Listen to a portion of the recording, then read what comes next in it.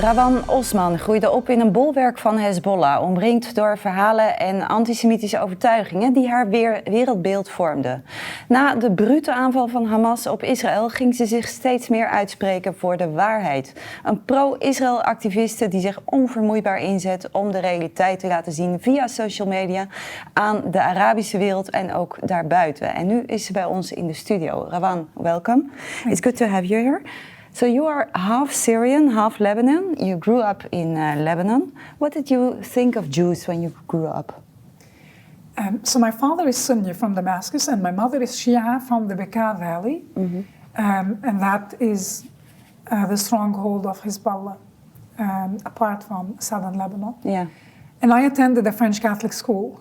So I already told you that I had a secular upbringing because it's not common for Sunnis and Shias to marry and to send us to a French Catholic school. Religion was irrelevant. Right.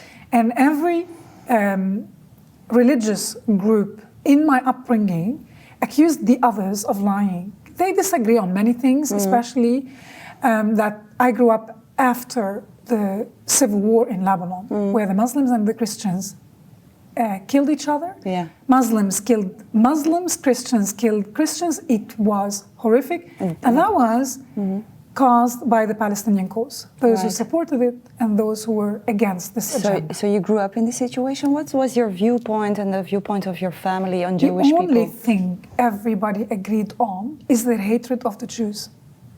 Whether you're Muslim or Christian or Druze, whether you're liberal on the left or the right of the political spectrum, everybody hated the Jews and the Israelis and the Zionists. Right. And they use these three terms interchangeably. It is not true that we made a distinction between Jews and Israelis. Right. We're going to talk about that later. But you are now in the Netherlands to give a few lectures. Tuesday, you were invited at the Radboud University in Nijmegen. It didn't go exactly as planned. Can you tell me in short what happened there? Yeah. It did not go as planned is an understatement. Before that, I was in Delft, and there were people who were against my activism supporting Israel. There was even a Palestinian guy who can speak Arabic. He challenged my point of view. We disagreed, but he did it in a civilized manner. So when we left all together. Yeah. I did not feel threatened by him. But this is not what happened yesterday. What happened yesterday was very interesting because I felt like I was in the Arab world.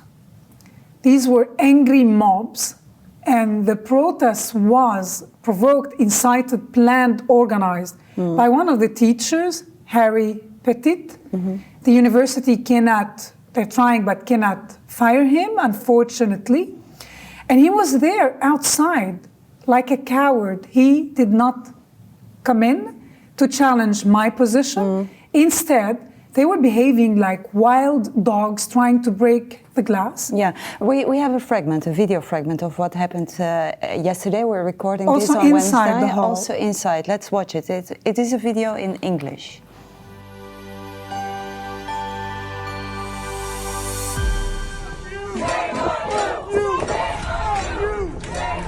Take a statement and you sit down before we tell you what to do.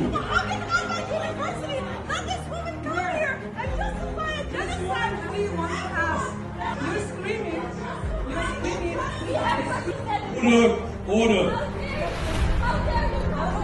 Order is your lecture. Next. Brought military tactics of exploring Gaza to the occupied West Bank.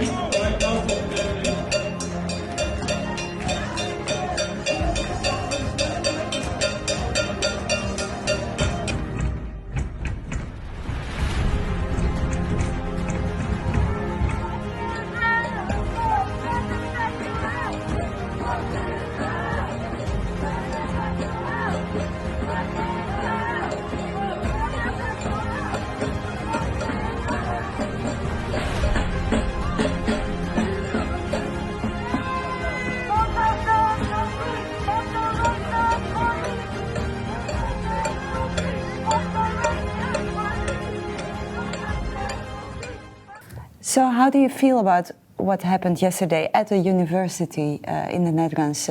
Because also inside there was a lot of screaming going on and people didn't want to allow you to tell your story. How do you feel about the fact that this is happening in a university? A team of more than 8 men and women, security, police, couldn't stop them.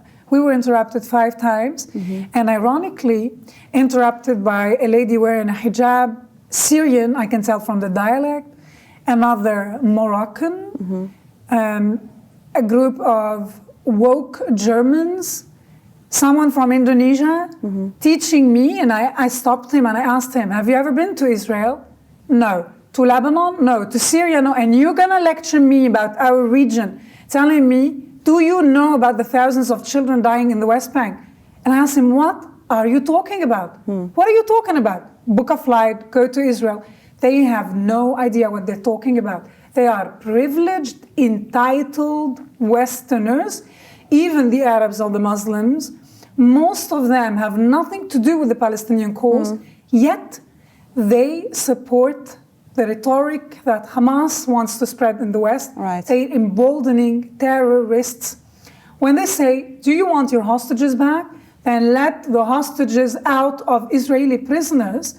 They are echoing Hamas's claims. So the fact that this is being brought up in the university, at the lecture that you're giving there, they are constantly interrupting you. What are your thoughts about that?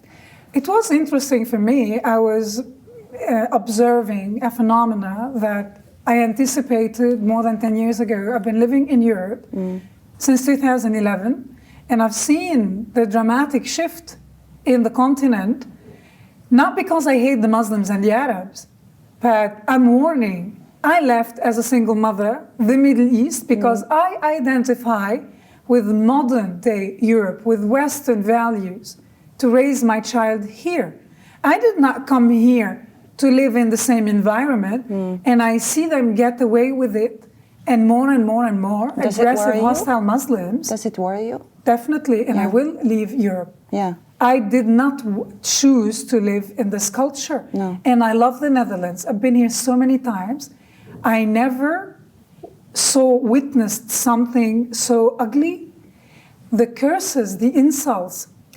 It is normal for people to disagree with us. We cannot have identical mindsets, but the behavior, the attitude, this shift in the culture is very concerning. It's worrying. So, as you told, you have Syrian roots, you have Lebanese roots. You were born in Damascus and you grew up in Lebanon. But how do you look right now at the situation? What is happening in Syria? Because we hear on the news a little bit about the fact that pro-Assad groups are being hunted down by the current leaders. So, what are your thoughts about that? What's happening there? Interesting question, and I mentioned it in Delft and yesterday again to the students who are teaching me about our region. I'm telling my story, not a Zionist, a propagandist. It's my own story of a recovered anti-Semite talking about anti-Semitism in the Arab world. And I lived not only in Lebanon and Syria, but also in Saudi Arabia and in Qatar. So I do know what I'm talking about. And I studied the Arab-Israeli conflict at university. Yet, and I'm half Syrian, for more than a week, I did not make one video on social media about Syria. Because? Because the situation is very volatile. Because what people don't understand, when you protest like monkeys on the streets without having informed opinions, you cause people to die back where I come from. So I'm very worried and concerned. I look at what's happening in Syria, and I try to speak to as many people as possible on the ground to understand what is happening. Do you have any idea what is happening? Yes. Just yesterday, I think I started to understand enough to make a statement.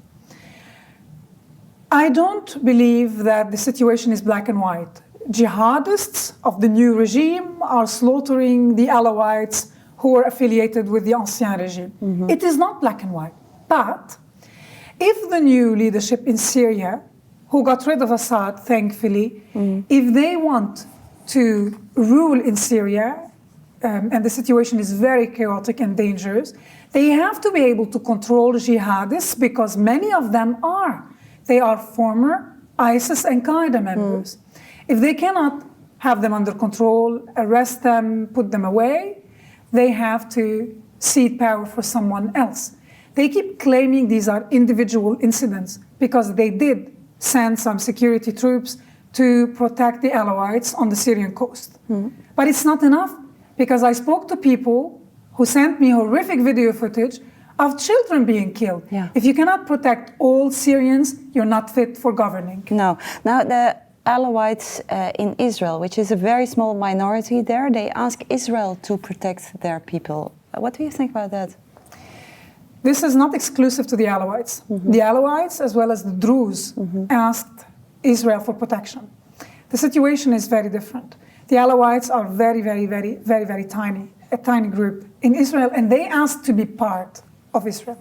The Druze have deeper connections, old bonds with the Jews, even before Israel became a country. And I interviewed many Druze of the Druze communities in Israel. They told me the history, and their leadership before Israel became a country decided to side with the Jews because the Jews were organized, the Jews would never kill one another, and they had a project, viable, realistic, comprehensive plan. But do you think Israel could do something for these minorities? And the minister, Katz, said a few days ago that they will give work permits for Druze From in the Syria to Syrian work in region Israel. to work in the Golan Heights and earn bread there. But that's due to the old bonds the Druze and the Jews developed. The Alawites don't have this relationship. It's a different story. With the Jews, completely different story. And there is, and it's part of the anti-Semitic propaganda, a lot of Syrians claim that Assad survived ruling Syria for so long because the Israelis wanted him, because he never attacked the Israelis, which is not true. After the war in 1973, Israel and Syria signed a disengagement agreement in 1974, and that prevented a direct clash between the Syrian army and the IDF. However, with the fall of Assad, that agreement is no longer valid. This is why Israel had to swiftly destroy the military infrastructure, anticipating any attack. Right. Israel did not want Assad, and although the Syrian army did not attack Israel directly because they know they cannot win that way, they facilitated terrorism, and they were the corridor securing the smuggling between Iran and Hezbollah in Lebanon. Yeah.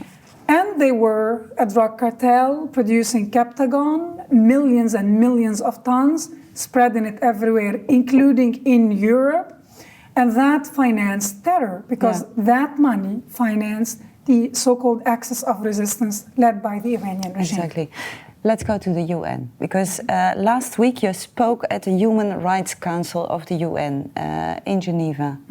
We're going to watch a fragment of your presentation that you did there.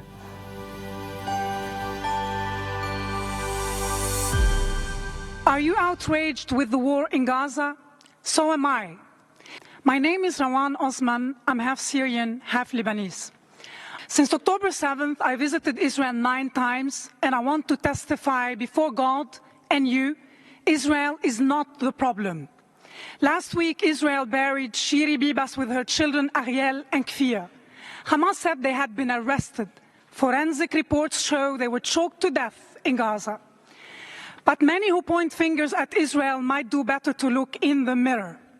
I asked Qatar, why didn't you arrest the Hamas chiefs in Doha and demand release of the hostages? Why did you finance terror?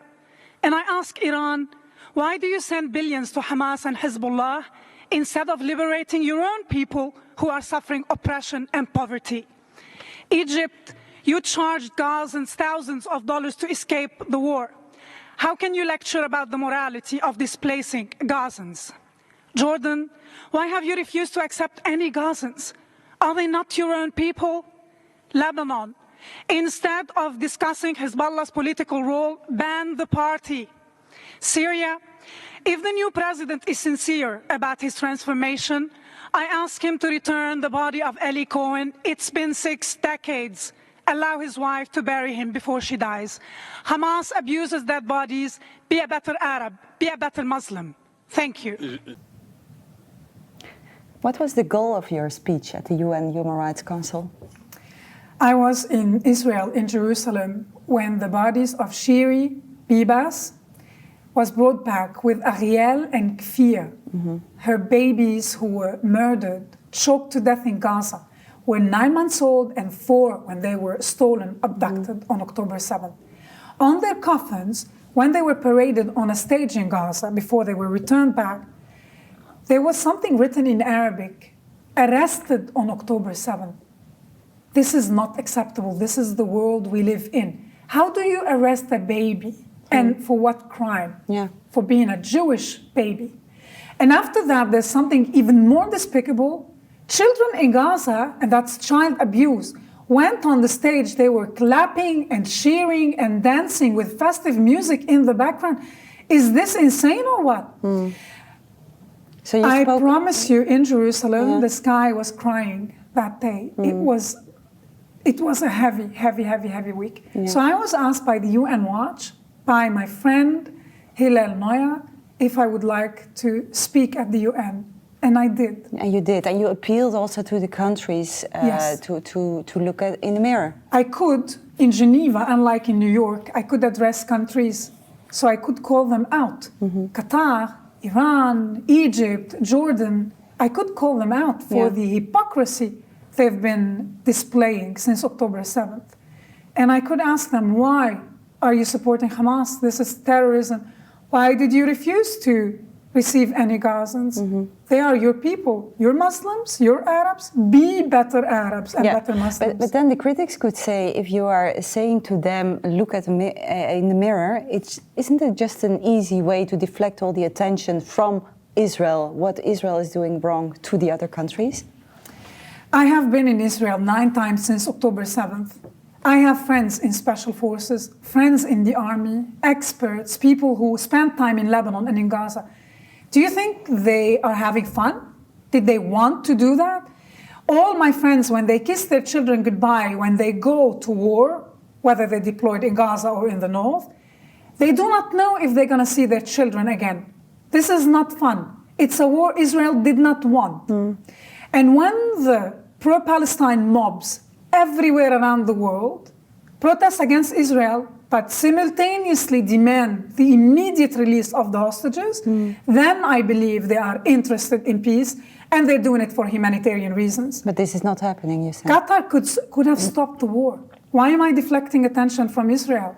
Embarrass Israel, force them to stop.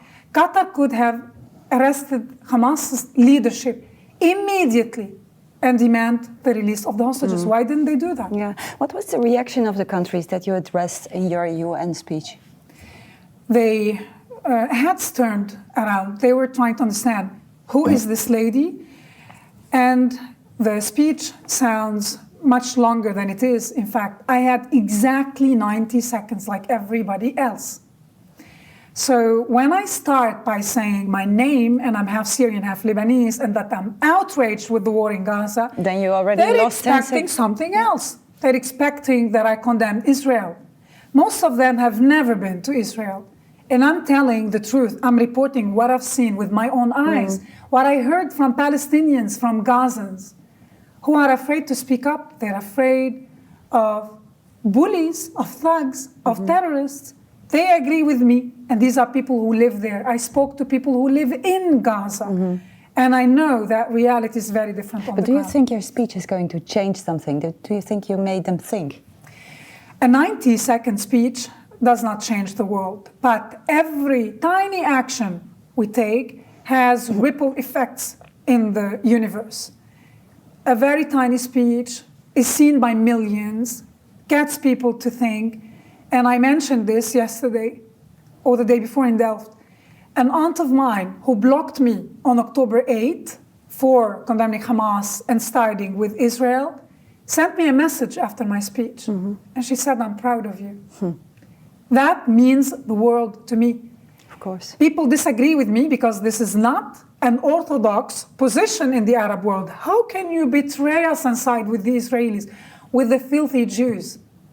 But they know nothing about Judaism or about Israel. And I have the utmost admiration. Every time I go back to Israel, I love these people and this country even more. Yeah, how can you explain that the United Nations, which is like the most important international body that we have in the world, is often very negative towards Israel? How do you explain that? My understanding, and the UN Watch contributed to very crucial research when it comes to the UN and to affiliated bodies such as the UNRWA, the way people are selected to these delegations, to these missions, contributes to creating an anti-Semitic body. These people agree. It's an echo chamber, mostly, of people who hate the Jews. The Israelis have misconceptions about this tiny country, and they think this tiny dot in our region is causing trouble in a massive Arab world and Islamic world. If only they could disappear, then our problems will be resolved. Now that is deflecting attention from your own responsibilities as countries. So you say this is like the general view of the Arabs towards Israel and towards the Jewish people. You also told us that you grew up in this kind of mindset. How do you explain the hate against Israel from the Arab world? Do you have an explanation for that? First of all, we have anti-normalization laws and policies embedded in many constitutions and basic laws in the Arab world, in many Arab countries, forbidding people-to-people contact with the Israelis. So even as an Iraqi, if you are on holiday in Thailand and you see an Israeli, it's illegal for you to speak to them. Sarah Idan, former Miss Iraq, who took a selfie with Miss Israel, had to flee Iraq. That story is known to many. What you don't know is that Sarah Idan is the only Iraqi whose nationality was revoked, unlike Iraqis who joined ISIS. Because of what she did. A selfie with an Israeli is worse than joining ISIS and decapitating innocent people. The hatred of Israel stems also from anti-Semitic, anti-Jewish feelings. In the Muslim world, for the first time since 1400 years, a minority dared defy Muslims ruling in the region. The area was ruled by Muslims. Salah ad-Din al-Ayyubi took it from the Christians and the Jews. And this process cannot be reversed because it goes against the core values of Islam. Yeah. A non-Muslim will not govern, and yet the Jews are governing. And if that is allowed, what will you do about the Copts in Egypt, for example, or the Kurds in Syria, Iraq, and Turkey? Minorities will start demanding their rights. Stop treating us this way. Right. So you say it's very deeply rooted in the whole society, the anti-Semitism. So what happened to you? Because you grew up in this society. So when was the moment that things started to change in your mind about Jewish people? So indeed, in the Arab and Muslim worlds, anti-Semitism has political reasons and religious reasons. In my upbringing, religion wasn't relevant. I grew up in middle class. People were liberal, progressive, secular. Yet, for political reasons, we hated the Israelis. And don't forget, when I grew up in Lebanon, Israel occupied the south. They are accused of having expansionist ambitions. That is not true. Israel created a buffer zone due to Palestinian terrorism. But you grew up in a difficult situation. I grew up not knowing the Israeli narrative. This is why I was anti-Semitic, because I believed what the state told us about Israel, what our professionals, academics, politicians, journalists, etc. told us. So what changed you? When I moved to Europe, and I moved to France because that was my second language, so that was the natural choice, I moved to a Jewish quarter in Strasbourg, and I lived near one of the biggest synagogues in Europe. And when I saw the Jews, I realized, well, they don't seem as bad as I thought they are. And at the beginning, I thought maybe the Jews in France are not monsters, but those in Israel are. It was a long process. At the beginning, it was an epiphany because of a first encounter, realizing that they are human beings, just like me. And they're not just any human beings, they're actually nice. And they have no problem with me when they understand where I come from. So after a long process, because if you're going to have a strong opinion about the topic, you have to do your due diligence. So after many study on years it, yeah. of studying the topic, the history of our region, after studying Islamic studies and Jewish studies, and understanding the organic connection between the Jews and our region, the Jews are indigenous to the Middle East, they're not aliens who came from Poland. No colonists from Europe. No. They're not colonizing. They did not come to the region to exploit the treasures, the natural resources of our region, of this country, Palestine. When we learned about it, this is what we learned, but also that the Jews came from Eastern Europe to steal Palestine. And the story implies that Palestine was a country. And I said this yesterday again, and it drove people crazy. Yeah. They put it on Twitter, or X, Twitter, saying, condemning me, exposing me. She said Palestine doesn't exist. Dude, it's a fact. Yeah.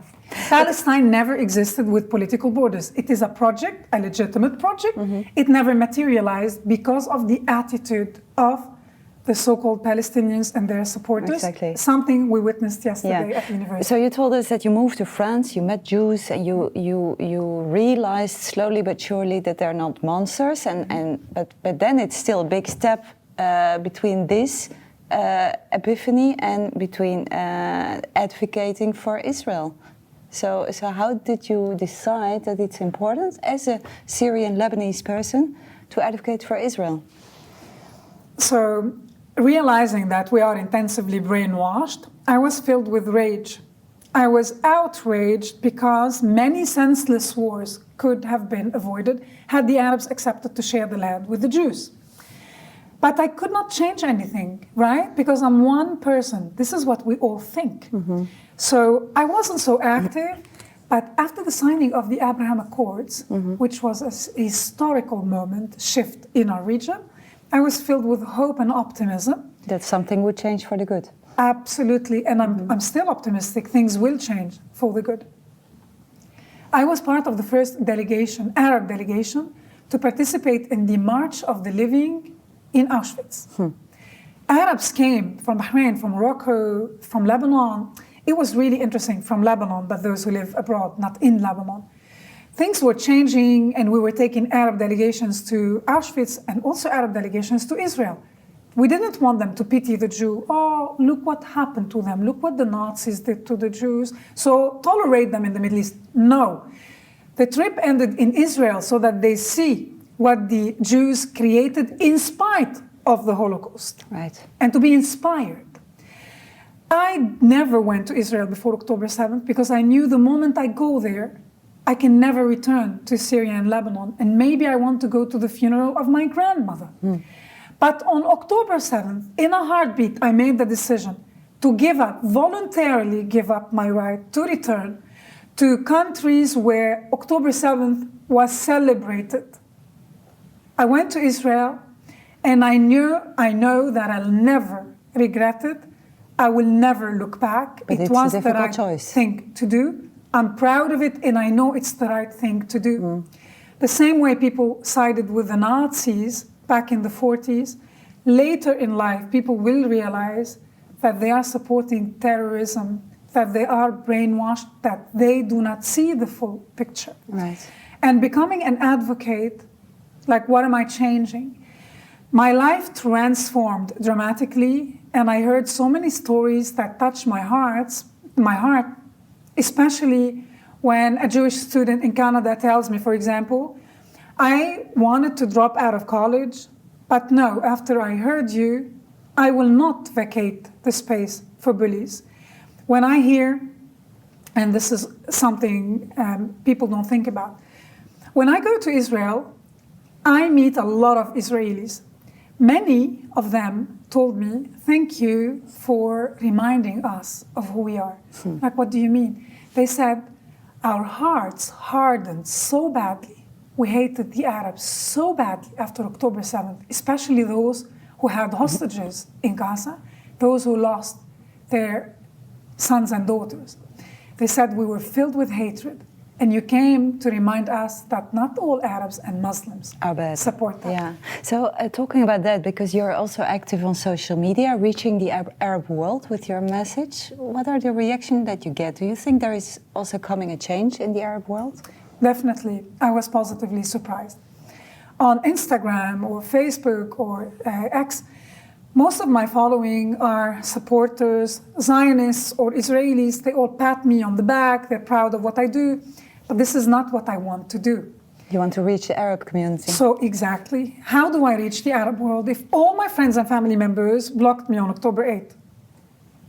I decided when the war started in Lebanon in the summer to make a TikTok account because it's a very anti-Semitic platform, and to post at the beginning only in Arabic, wearing my Star of David, talking about peace between Israel and Lebanon, peace between Israel and Syria. So what happened? And I was so surprised.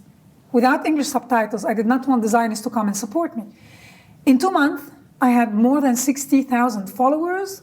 Of course, a lot of the comments bash me and tell me what they're gonna do to me, but I was surprised because sometimes 50 to 40% of the comments, hundreds and sometimes thousands of the comments support me. And they say, we're proud of you. I wish I could be as vocal as you are. You are the future. We want peace with Israel. We want to join the Abraham Accords. We want Lebanon to look like, we want Beirut to look like Dubai. We want Damascus to look like Dubai, not like Gaza. So something is changing on the ground. But these positive comments we get from Arabs suffering the consequences of the choices of the axis of resistance. Those who live there, who have no money to feed their children, they want peace. But the privileged ones living in the West, in Toronto and in Sydney and in Amsterdam, they want war because they don't have to face the consequences themselves. I have one final question for you, Rawan. Because a lot of people are watching this show, they are the people that pat you on the back, you know, the Christian people who support Israel. What can we do to take action, to speak out in our environment? You do it in the Arab world, you do it at colleges, at universities. What can we do? It is your responsibility and your choice. I thought I'm one person, what can I change? I was surprised with what I could achieve in 1 year. All of you, you are massive societies. The EU is massive. What do you want for your children? How do you want your grandchildren to live? Because at the moment, I'm optimistic.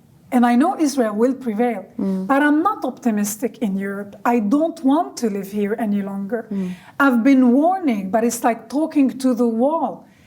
If we criticize such attitude, such behavior, people bullying you, trying to silence you, and telling you, you're trying to cancel me, nobody's listening to us, we want to defend the Palestinians. Everybody's listening to you. You occupied so much space. You are in our face all the time. So what can we do? You want to cancel us. It's up to you. Get involved in politics.